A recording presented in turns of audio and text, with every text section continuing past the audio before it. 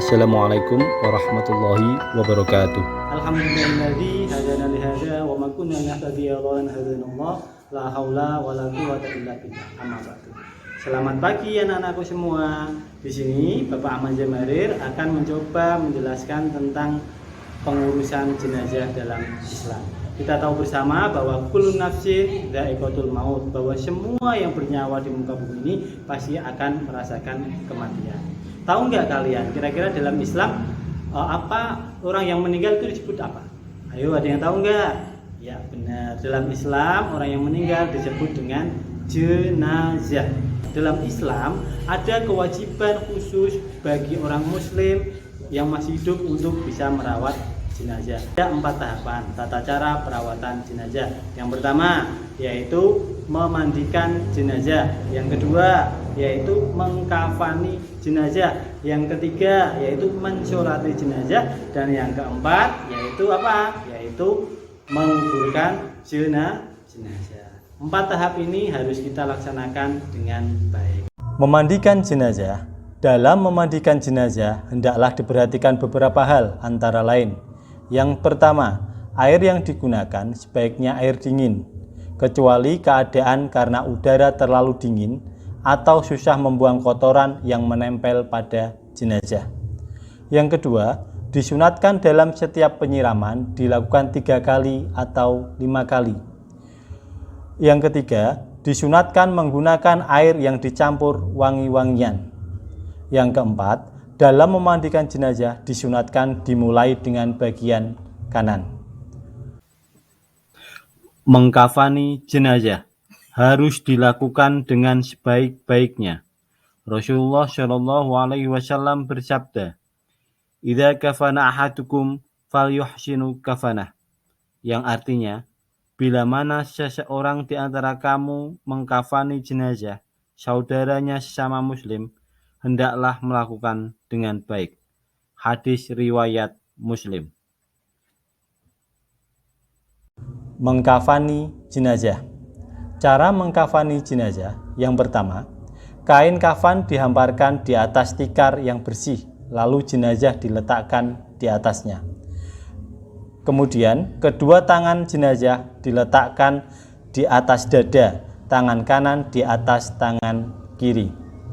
Selanjutnya, sebelum kain penutup dilepaskan, bagian tubuh seperti kemaluan, dubur, mulut, mata, dan telinga ditutup dengan kapas dan seluruh tubuh jenazah ditaburi dengan wangi-wangian.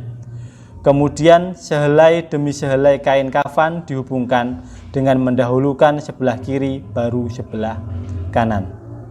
Selanjutnya, setelah terbungkus, kemudian diikat dengan sehelai kain tali dari potongan kain kafan pada ujung kepala, dada, perut, lutut, dan di bawah ujung kaki.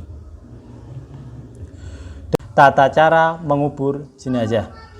Jenazah diturunkan ke dalam lubang yang telah disediakan ketika menurunkan jenazah. Membuka semua tali atau pengikat dan juga kain kafan bagian muka agar pipi jenazah terkena tanah. Menghadapkan jenazah ke arah kiblat dengan membaringkannya di atas lambung bagian kanan.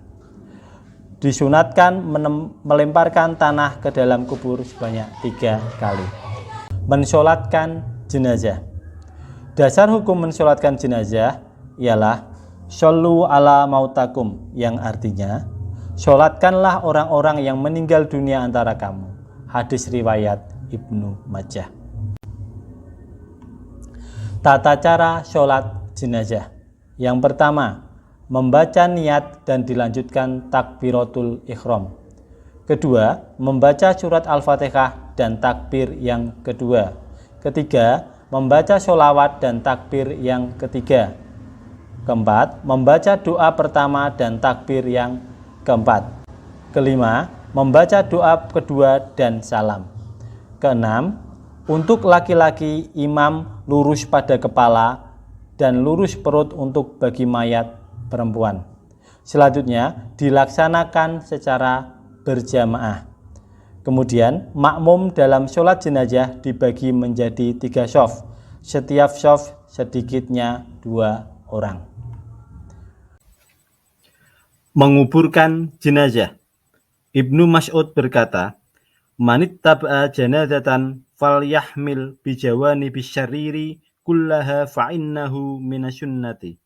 Yang artinya, barang siapa mengantarkan jenazah, hendaknya ia ikut memikul pada setiap sisi usungan, karena perbuatan demikian termasuk sunnah. Hadis riwayat Ibnu Majah. Etika mengantar jenazah. Orang yang berjalan kaki hendaknya berada di sekitar jenazah, dan orang yang berkendaraan berada di belakang orang yang berjalan. Kemudian, orang yang mengantar disunatkan diam dan khusyuk, tidak membicarakan keduniaan, tetapi lebih mengingat kepada Allah Subhanahu wa Ta'ala. Ketiga, membawa jenazah ke kubur hendaklah dilakukan dengan segera. Selanjutnya, setelah dekat kubur, sebaiknya membaca bacaan yang baik, doa-doa guna menghindari pembicaraan yang tidak baik. Tata cara mengubur jenazah. Jenazah diturunkan ke dalam lubang yang telah disediakan ketika menurunkan jenazah. Membuka semua tali atau pengikat dan juga kain kafan bagian muka agar pipi jenazah terkena tanah. Menghadapkan jenazah ke arah kiblat dengan membaringkannya di atas lambung bagian kanan. Disunatkan melemparkan tanah ke dalam kubur sebanyak 3 kali. Hikmah penyelenggaraan jenazah. 1. Kedudukan manusia walaupun sudah meninggal dunia di hadapan Allah tetap makhluk yang mulia, yang wajib diberi penghormatan dan tetap diperlakukan sebagai manusia yang masih hidup. Bahkan perlakuan itu tetap berlaku walaupun mayat sudah dikuburkan. Kedua, memandikan jenazah berarti mensucikan jenazah dari segala kotoran dan najis. Ketika disolatkan jenazah sudah dalam keadaan bersih.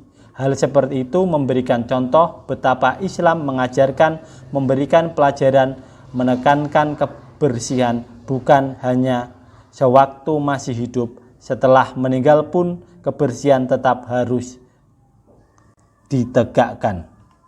Ketiga, mengkafani mayat berarti menutup seluruh tubuh mayat dengan kain atau apa saja yang melindungi tubuh dari pandangan yang boleh jadi akan menimbulkan fitnah.